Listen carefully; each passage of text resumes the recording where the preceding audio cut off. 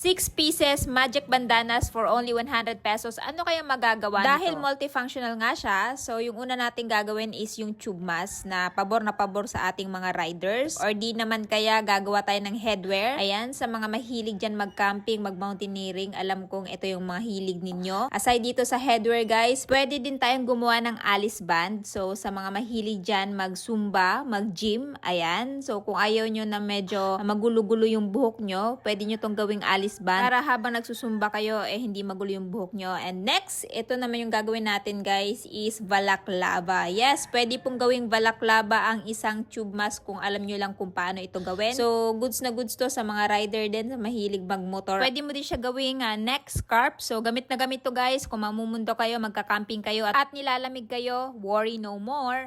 And syempre, pwede mo din siyang gawing hair tie or ponytail. Ayan. O, diba? Napaka-multifunctional niya. Tapos, pwede mo din siyang gawing wristband. Actually, marami pa kayong magagawa dito sa ating multifunctional headwear, guys. So, depende na lang sa inyo kung ano yung gusto nyong gawin dito. Kaya naman, guys, ano pang hinihintay nyo? 6 pieces for only 100 pesos. Multifunctional na siya. Magagamit nyo kahit saan at kahit kailan. Kaya ano pang hinihintay nyo? Mag-check out na habang available pa. Let's go!